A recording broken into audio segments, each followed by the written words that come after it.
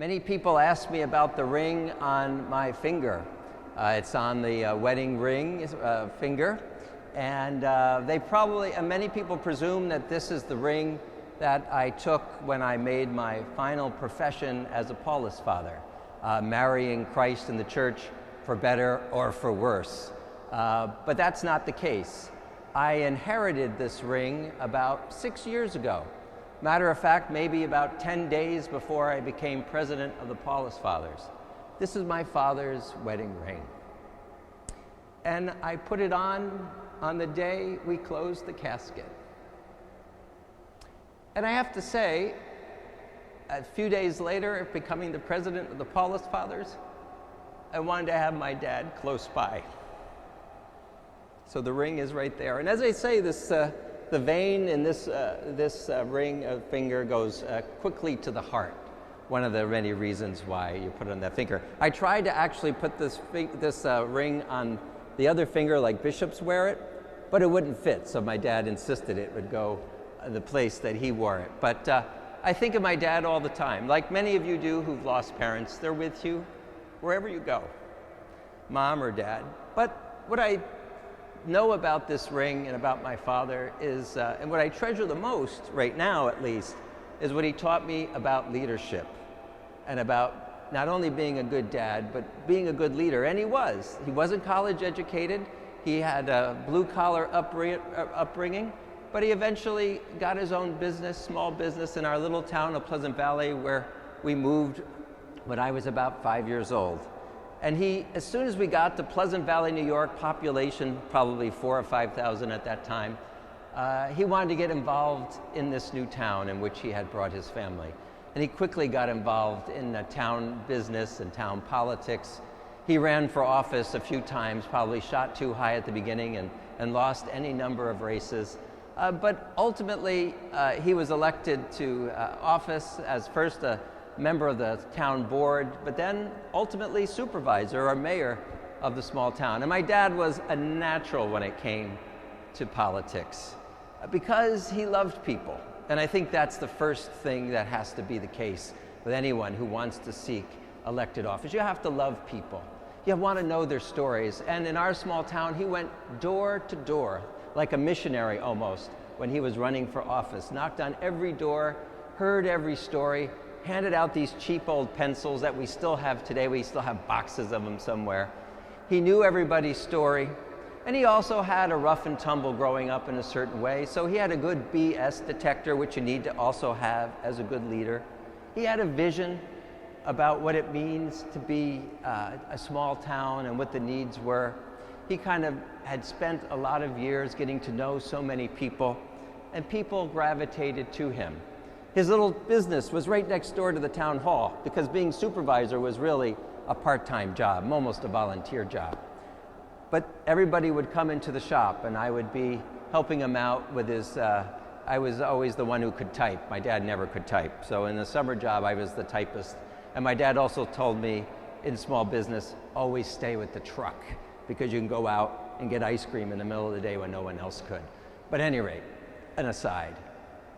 Dad had the keys to success, if you will, because he loved people, he understood them, he knew when they were taking him for a ride, he had a good vision, and he had a heart for others.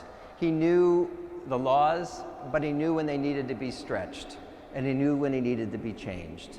He kind of was around long enough to know all these things.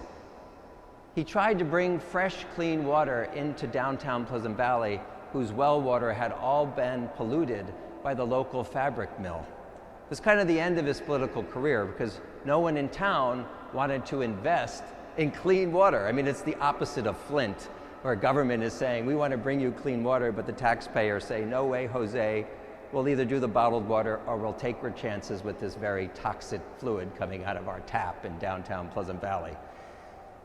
But all through his life, those qualities that helped him get elected kind of shaped who he was. And was always that way, whether he was on the golf course or in the family or in business or even when people would come to him for advice. Not a perfect fella by any chance.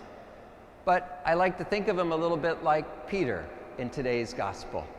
Not the brightest one of the bunch, not the one who would always be super faithful or orthodox. He's the one who would eventually, as we know, disavowed Christ on that road to Calvary, would be admonished by St. Paul for not being two-faced about letting the Gentiles into the church on their own terms.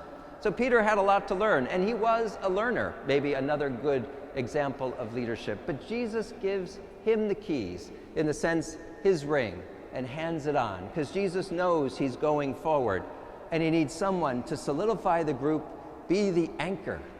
And an anchor person has to be someone who knows everybody, knows them good, bad, and in between, understands, know when to loosen the bonds and when to hold them tight. Sometimes we think of St. Peter with the keys as that guy who's going to lord it over you, having all this awesome power to let you into heaven or not. He's the guy who's going to meet you at the pearly gates. How many images we have of Peter doing that.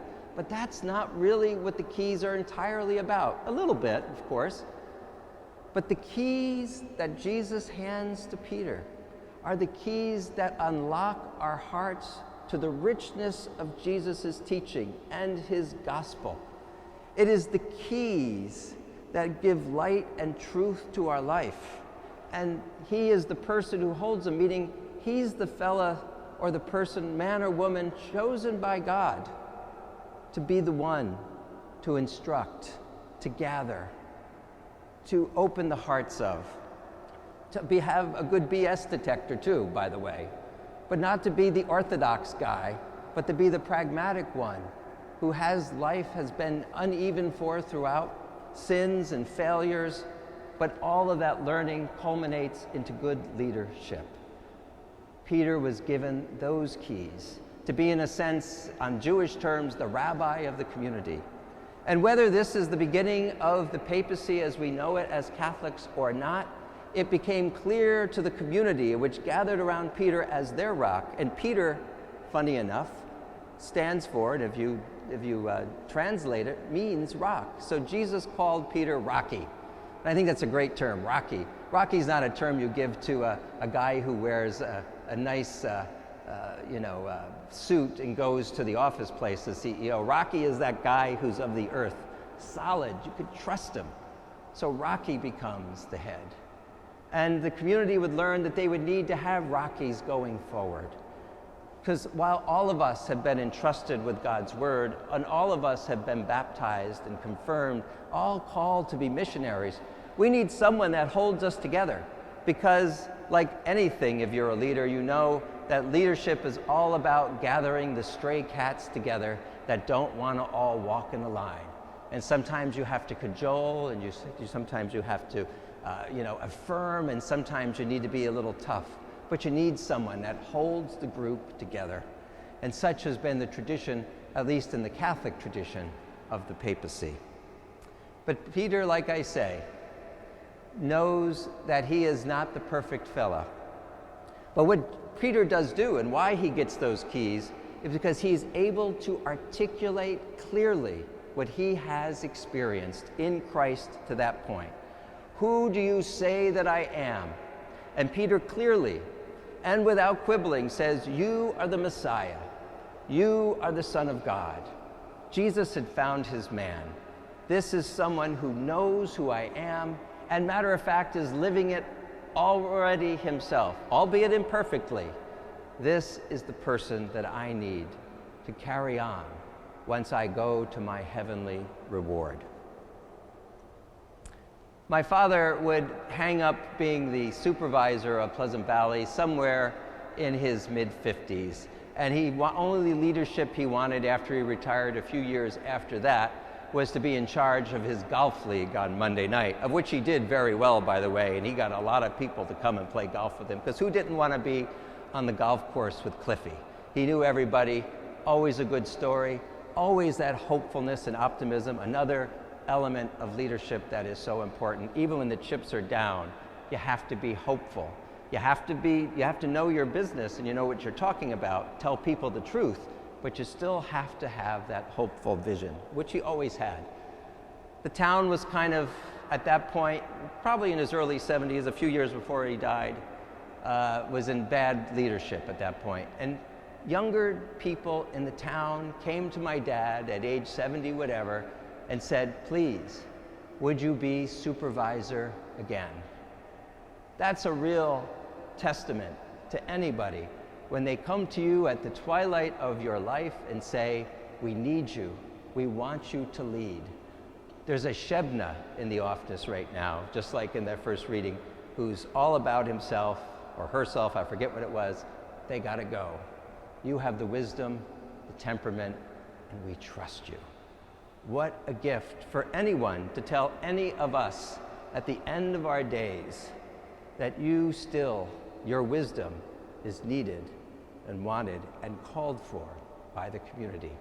Peter, at the end of his life, was able to be consistent as he followed Jesus to the cross, to his own death, upon which now sits St. Peter's Basilica. My dad didn't want any more honors. He was happy to give out wisdom. He was pleased that now, as a new Catholic, he could give good advice to his local pastor. He was happy to pass on his advice to his kids and his grandkids, of which I'm a beneficiary. And most of all, be content to know that at the end of his days, he still had it. Jesus was with him in a powerful way. Thanks, Dad.